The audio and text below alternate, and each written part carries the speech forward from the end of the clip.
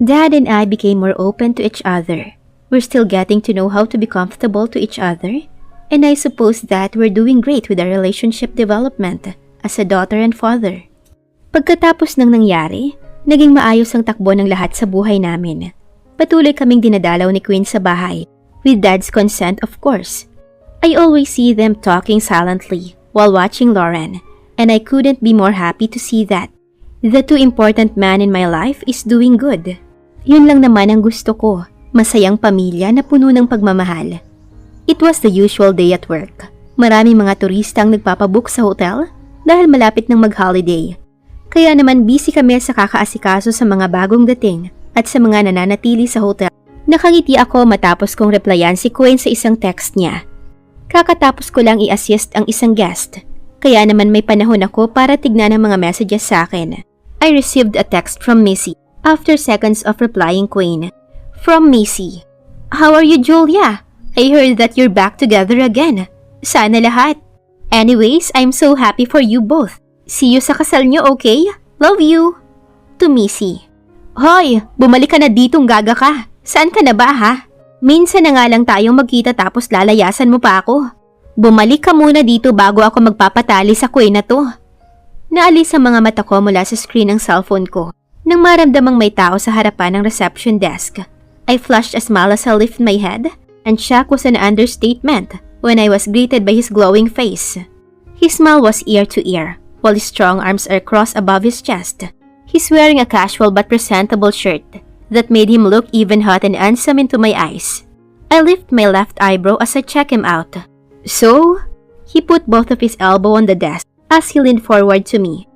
Am I that handsome? Because you obviously checked me out without blinking. He whispered while showing his remarkable smirk.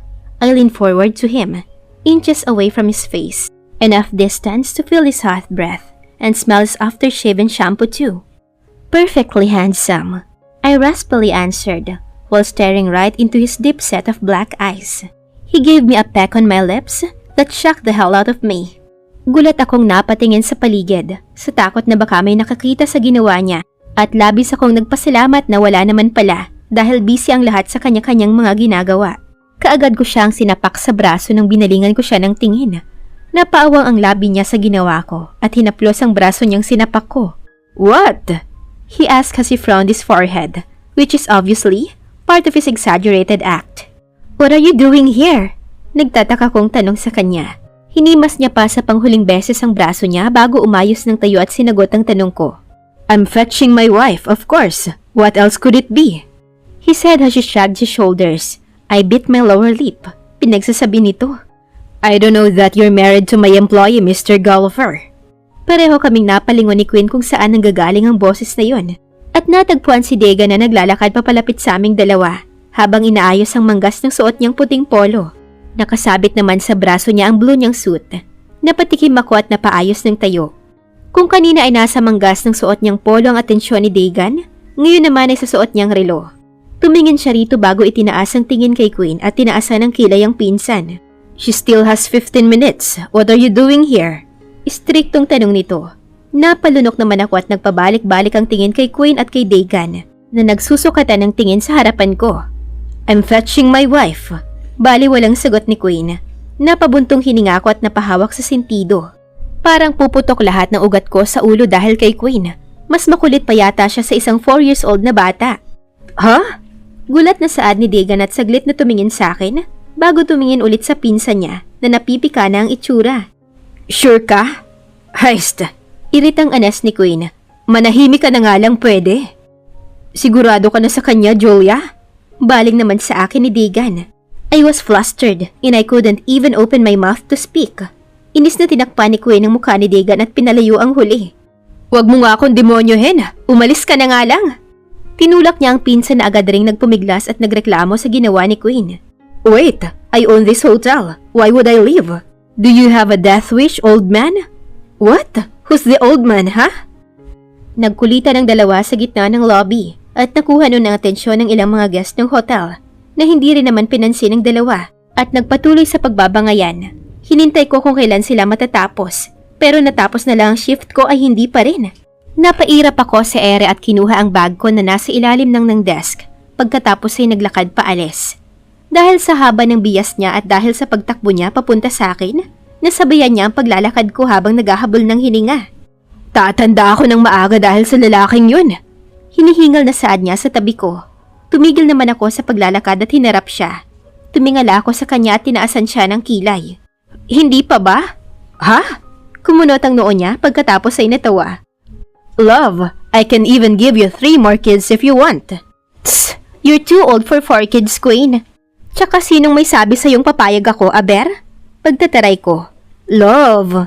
Lumapit siya sa akin kaya napaatras naman ulit ako ng isang beses. I trust my sperms. Trust me. Isang gabi lang magkakaroon ng kapatid si Lauren. Wanna bet? Narinig ko ang pagngisi niya na nagpapula sa magkabilang pisngi ko. Please lang, marupok ako. Tahimik lang ako mula nang makasakay ako sa loob ng sasakyan hanggang sa umalis kami ng hotel. After saying those words, I couldn't bring myself to talk again. I just thank all the God in heavens when he just walked past to me. Nakatingin lang ako sa labas ng bintana habang nakatingin sa mga punong nadaraanan namin. Umayos ako sa pagkakaupo ko sa upuan at sinilip si Queen na nakatuon lang buong paningin sa unahan. Napanguso ako at ibinalik na lang ang tingin sa labas ng bintana. Napatuwid ako ng upo nang makitang lumiko si Queen imbes na dumiretso papunta sa eskwelahan ni Lauren. Hoy, bakit ka lumiko? Baling ko sa kanya. Lumingon naman siya sa akin saglit habang kinakabig niya ang manibela. Tama naman, inosenteng sagot niya. Anong tama? We're gonna fetch Lauren, right? Tanong ko sa kanya na medyo naiinis na. Bakit ka lumiko? Love, relax, okay? Dad's gonna take care of her. Relax niyang sagot. I can't believe him. And what? Dad? Who is he talking about? Ano? Naguguluhan kong tanong sa kanya. Ang daddy mo na ang bahala sa kanya, kaya relax ka lang dyan. If you want, we're gonna call her right now. Sagot niya. Tiningnan niya ako saglit bago itinuro ang small compartment sa itaas ng sasakyan. Nandyan ang phone ko. Saad niya. Binuksan ko ang compartment at nakita roon ang tinutukoy niya. Kinuha ko naman mula roon ang phone niya at binuksan iyon. My heart skipped a bit when I saw his phone wallpaper. It's me and Lauren. Kuha to nung araw bago kami umuwi mula sa rest house nila Dagan at Paige. It's a sunset picture. Nakaharap kaming dalawa sa sunset habang nakataas ang dalawang kamay at suot ang two-piece namin na ilang beses tinutulan ni Queen. Napangiti ako bago tinawagan si Daddy. What do you want this time, young man? Bungad ni Daddy pagkatapos niyang sagutin ang tawag. Dad? I croaked. Julia! Malalim na huminga si Daddy nang banggitin ang pangalan ko. Why are you using his phone? Napalunok ako at napalingon kay Queen at tahimik na nagmamaneho. Umiwas ako ng tingin mula kay Queen at mas pinili na lang na tumingin sa labas ng bintana. Where's Lauren, Dad? Tanong ko na lang. Napalunok ako ng ilang segundo muna siya bago sumagot. Edna, call Lauren. Saad niya sa kabilang linya. Naglalaro yata si Lauren kaya hindi niya kasama. Yes, Grandpa? You called me daw? Napangiti ako nang marinig ang boses ni Lauren sa kabilang linya. I didn't know that I already missed her this much. Saglit lang naman kaming hindi nagkita pero namimiss ko na siya ng sobra. Hello? Mommy? Rinig kong pagtawag ni Lauren sa akin sa kabilang linya. Yes, baby? I smiled as I breathed heavily. Where are you? She curiously asked me that made me laugh. Before I could even answer her, Queen leaned into my side while still driving and interrupt our talk. Hey, sweetie! Masiglang bati niya sa anak bago muling nagmaneho. Sinapak ko ang braso niya na tinawanan niya lang naman. You're with Daddy? Where are you going without me? Istrikta niyang tanong. Nai-imagine ko na ang magkadikit niyang mga kilay at nakakunot niyang noo habang nagsasalita. We're gonna give you what you want, sweetheart. Sapaw naman ni Queen. Dahil sa gigil ko sa kanya ay tinakpan ko ang bibig niya at pinisil iyon. Love! Reklamo niya matapos tanggalin ang kamay ko. Inirapan ko naman siya. Huwag ka ngang maingay. Sita ko, pero ang gago kinindatan lang ako. Really? Give it to me when you go home then. Excited na saad ni Lauren. Parang sumakit tuloy ang ulo ko at anumang oras ay puputok na ugat ko sa ulo dahil sa dalawang to. Sweetie, malumanay kong pagtawag sa kanya. You stay with Grandpa for now, okay? Your daddy and I have to go somewhere and we'll be back soon. Promise me you'll behave, okay? Of course! I promise that I'll be a really good girl. Just bring me a baby brother and I'll be fine. Goodness gracious! Oh God, Lauren! Just wait and we'll be back, okay? I love you, sweetie. Malambing kong saad. I love you both, Mwah! Napangiti ako sa sinabi niya at napuno ng kasiyahan ng puso ko. Naging magulo ang kabilang linya. Pagkatapos ay ang boses naman ni Daddy ang narinig ko. Julia. His voice was laced with warning. Napalunok ako at kinabahan. You know Lauren, Julia. Bumuntong hininga ako at napapikit. Malaki ka na. Just don't give Lauren high hopes. Saad niya. Tumango naman ako kahit hindi niya makikita yon. I know, Dad. I'll unhap now. Okay, si Edna nang bahala sa kailangan ni Lauren. Bye. Matapos maputol ang tawag ay napahilot ako sa sentido ko. Maayos naman ang pakiramdam ko nitong mga nagdaang araw. Pero sumama yun dahil sa kukulitan ng dalawang to. What did he say? Tanong ni Queen. Napabuga ko ng hangin. Just drive, Queen. Yes, ma'am. Natatawang sagot niya. Napairap ako sa kawalan. When will this grown-up adult grow up? Pinagbuksan ako ng pintuan ng sasakyan ni Queen nang makarating na kami. Napanganga ko pagkababa ng sasakyan nang makitang nasa harapan kami ng bahay niya na pinuntahan naming tatlo nung nakaraan. Napalingon ako kay Queen na ngayon ay sobrang laki ng ngiti sa akin. What are we doing here? Nagtataka kong tanong sa kanya. I wanna spend my time with my wife. Bali walang sagot niya. Napairap ako sa sinabi niya. Tumawa naman siya at niyakap ako patagilid. Nanggigigil niyang hinalikan ng pisngi ko. Bago itinukod ang baba niya sa balikat ko at pinataka ng mabining halik ang pisngi ko. Wanna go fishing with me? Malambing niyang tanong. Fishing lang? Tanong ko at sinilip siya. Napangisi siya sa sinabi ko. You wanna do something else? Tumaas ang isang kilay niya habang hindi pa rin inaalis ang ngisi sa labi niya. Yeah, I answered wickedly. After a moment, we both laughed with our own silliness. Natigilan ako nang bigla na lang niyang inilapit ang bibig sa tenga ko at bumulong. But I might do something else though. Seryosong saad niya na nagpakaba ng sobra sa akin. I know him. He'll definitely do that. Matapos naming maghanda ng mga kailangan namin, na talagang kinabigla ko ng sobra. Inalalaya niya ako pababa sa dalampasigan. I already have my clothes inside his car. I didn't know he went to our house and prepared my things. Tinakpan ko ng kamay ang mata ko dahil sa sikat ng araw. The sun already set and it's a good scenery to watch especially with someone special. Kumunot ang noo ko ng may matanto. Bakit naman kami manghuhuli ng isda gayong malapit ng dumilim? Love! Napalingon ako sa kanang gawi ko at nakita si Queen na nasa yate. Isang malaking italic name written in rose gold ang kumpletong pangalan ni Lauren sa yate. Iba to sa yating sinakyan namin nung nakaraan. Nakasuot na siya ng isang manipis na puting polo at beige na pants na nakataas hanggang sa tuhod niya. May suot din siyang itim na eyeglasses. Mula sa kinaroroonan ko, ay kitang-kita ko kung paano tangayin ng hangin ng may kahabaan na niyang buhok na mas lalong dumagdag sa kagwapuhan niya. Ang bilis naman yata niyang nakapagbihis. Ikinakaway niya ang kanan niyang kamay. Kumaway naman ako pabalik kasabay ng pagsabog ng buhok ko dahil sa lakas ng hangin. Bumaba si Queen sa yate at tumakbo papunta sa akin. Let's go! Nakangiting inilahad niya ang kamay sa akin.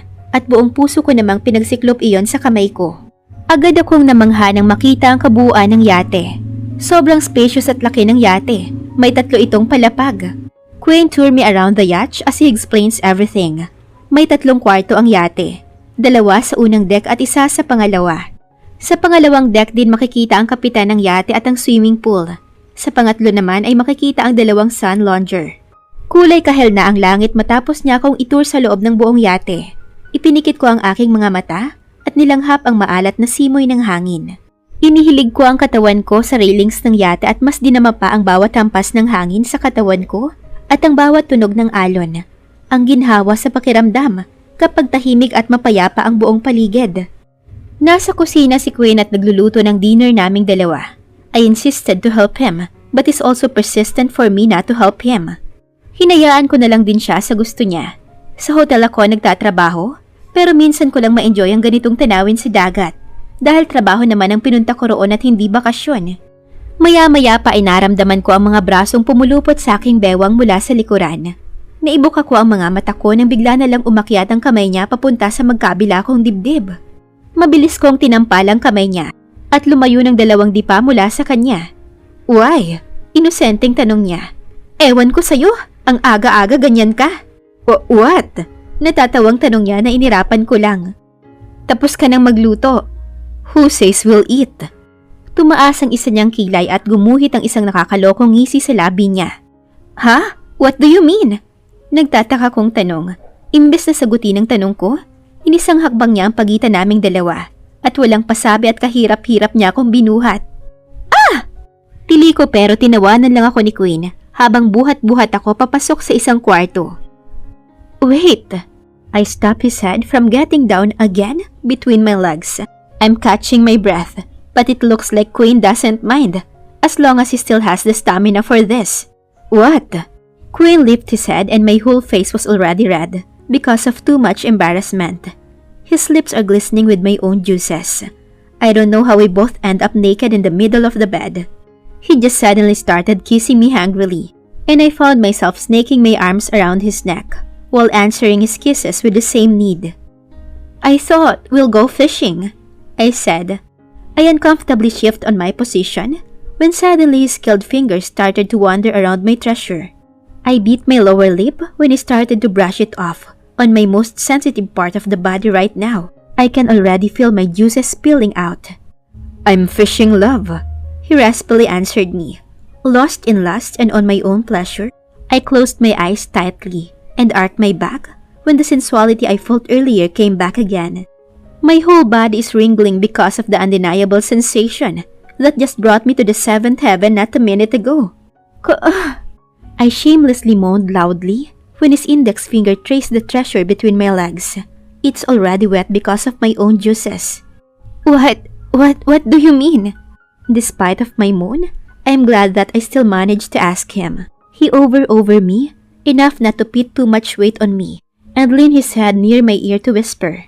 I almost moaned again when I felt his steel hard against my stomach. And to make the situation more unbearable, he started to move his finger inside me as he said, I'm fishing this. He licked my ear before I felt his fingers moving faster every second. Not long after, the digits was replaced by a bigger one. I don't know if I can ever adjust to his size. It's getting bigger each time we'll make love. The whole room was filled with pleasurable moans only both of us could ever hear. It was a melody only the both of us could make. We make love until midnight. I was thankful that he finally got tired, or else he'll continue no matter how tired I am. Nagising ako sa tunog ng mga alon sa paligid. Malapit nang sumikat ang araw nang tingnan ko sa labas, pero hindi ko nakatabi si Queen sa kama. Kinusot ko ang mga mata ko bago tuluyang bumangon. Agad na binalot ng lamig ang kahubaran ko dahil sa nakabukas na bintana sa loob ng kwarto. Hindi na ako nag-abalang magsuot pa ng panloob. Isinuot ko ang medyo makapal na roba na nakita kong nakasabit sa isang upuan, nakatabi ng kama at lumabas ng kwarto para hanapin si Queen. Mas nakaramdam ako ng lamig nang makalabas ako ng kwarto. Queen? Tawag ko sa kanya. Tahimik ang buong paligid at tanging ang hampas lang ng alon ng maririnig. Yakap-yakap ko ang sarili habang naglalakad papunta sa pangatlong deck nang hindi ko makita si Queen sa una at ikalawang deck ng yate. Pagkatapak ng paa ko sa pangatlong palapag, sumalubong sa akin ang talutot ng bulaklak nang bigla na lang humangin ng malakas.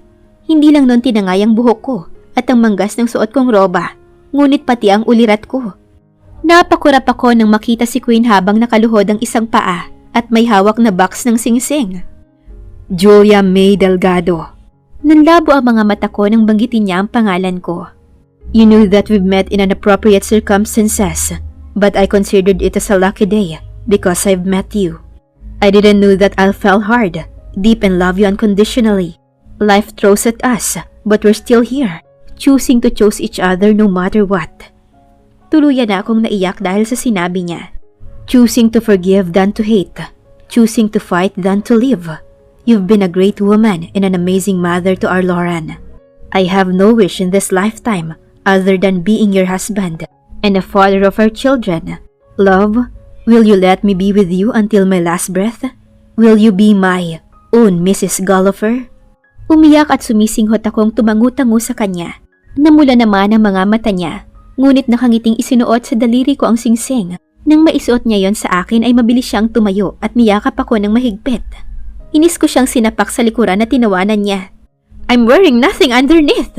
Naiinis kong saad sa kanya na tinawanan niya lang bago ako mahigpit na niyakap. Kumala siya sa yakap niya sa akin at sinapo ang mukha ko. Tinititigan niya ako sa mga mata ko at kitang-kita ko ang pagmamahal roon. Namumula ang mga mata niya dahil sa nagbabagyang mga luha na pinipigilan niyang tumulo.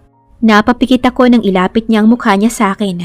Naghintay akong dumapo ang halik niya sa labi ko, ngunit naramdaman kong sa noo ko yun dumapo. Isa-isang tumulo ang luha niya sa pisngi ko at kasunod noon ang hagulhol niya. Gusto kong ibuka ang mga mata ko ngunit hindi ko ginawa. Tuluyan na akong naiyak nang marinig ang sinabi niya. "Thank you, love. Thank you for coming back to me. I love you so much. I love you both." After that, he gave me his warmest hug and I hugged him back. With that, the sun rose brightly. I witnessed the most precious moment for the both of us. I witnessed the love that chose to forgive, fight, and stay. Queen's point of view. "Love, will you let me be with you until my last breath? Will you be my own Mrs. Gulliver?" The moment she nodded her head, I couldn't be more happy. Finally, I'm marrying the love of my life. Oh God, thank you for giving me this wonderful woman in my life. Thank you for giving me this family. Thank you, love. Thank you for coming back to me. I love you so much. I love you both. I hugged her tight and I promised to never let her slip away from me again. Never. Julia's point of view. I slowly opened my left eye only to be greeted by a cold and silent room. I stretched my arms and I felt the coldness of the sheets against my skin. Tuluyan na akong nagising at bumangon. Pagkalingon ko sa gilid ay wala na ang dalawa. Napasimangot ako at nilibot ng tingin ang buong paligid. Napangiti ako nang umihip ang mabining hangin mula sa labas ng bintana. Dahan-dahan akong bumangon at lumabas ng kwarto. Naglalakad pa lang ako sa hagdanan ay naririnig ko na ang hagikik ni Lauren na nagpangiti sa akin. Natagpuan ko silang dalawa ni Queen sa couch ng sala na naglalaro. Nakaupo si Lauren sa paanan ni Queen at inaangat naman ni Lauren ang paa niya sa parang siso. Pinagkurus ko ang braso ko at nakangiti silang pinagmamasdan. "Again! Again!" Tuwang-tuwang saad ni Lauren nang itigil ni Queen ang pag-angat sa paa niya. Hinihingal namang sumandal sa sandalan ng couch si Queen habang tumatawa. Pagkatapos ay muling inangat ang paa na siyang nagpatuwa kay Lauren. Umalis ako sa kinatatayuan ko at dumiretso sa kusina. Natigilan ako nang makita ko si Manang Mira at nagluluto. "Good morning po," bati ko sa kanya. Lumingin siya sa akin pagkatapos ay ngumiti.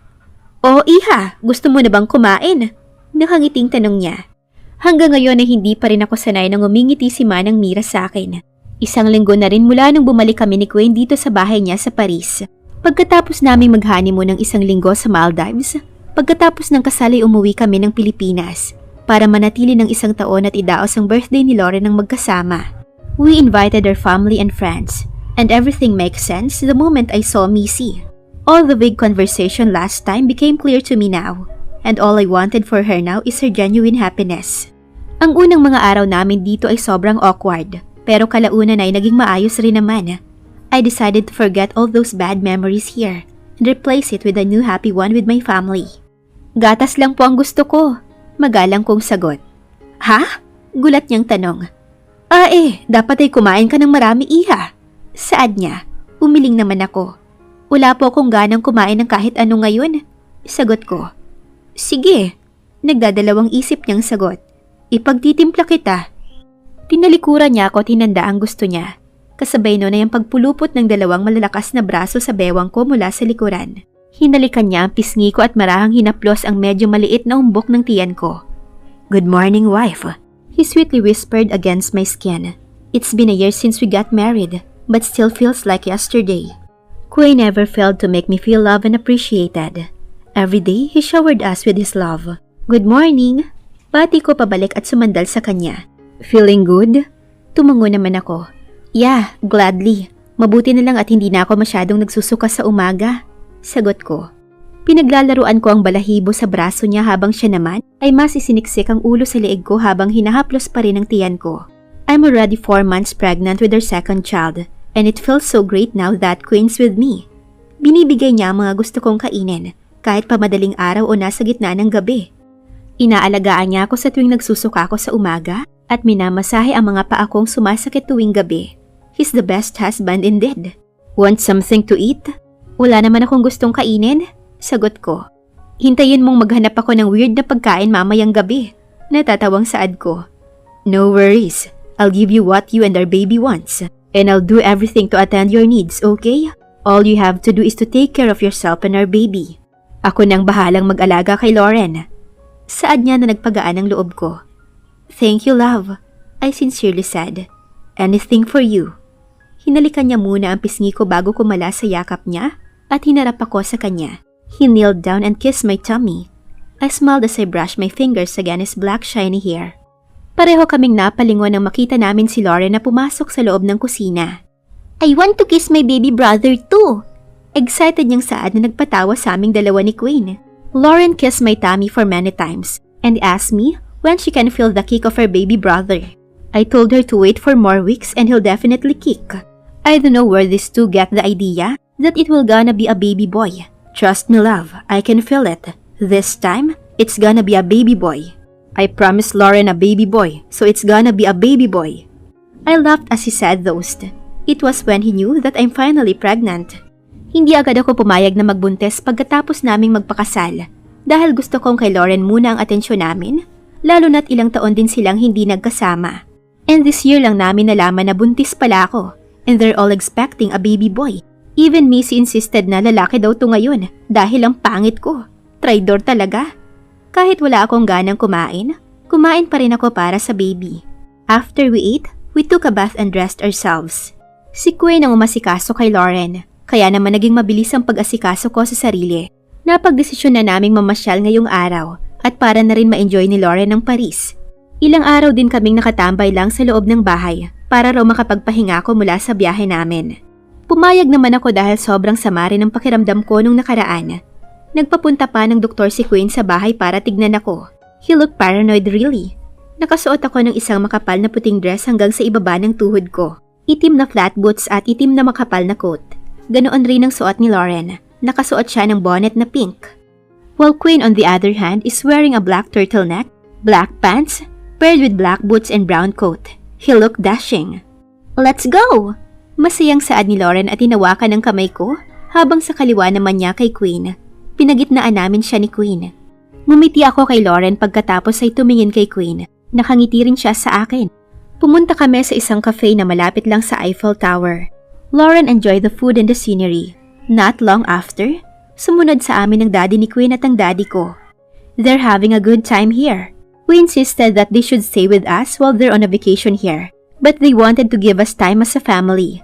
After the wedding, they started to travel together too. Since Queen's the one who's managing the company, it gave the two men to travel. Last time, they even tried cruise ship tour around the Caribbean Sea, and they really enjoyed well. I'm glad that my daddy and I are in good relationship now. I know that mommy's happy seeing us getting a good relationship from above. Pagkatapos naming kumain ay bumili kami ng kandado, at sabay naming tatlo na nilak yun, na nakahilera sa iba pang mga love locks. The oldies enjoys taking pictures and laughing on their own jokes. Queen hugged me sideways while he's carrying Lauren using his free hand. I leaned my head on his shoulder as I smiled while watching the beautiful Eiffel Tower in front of us.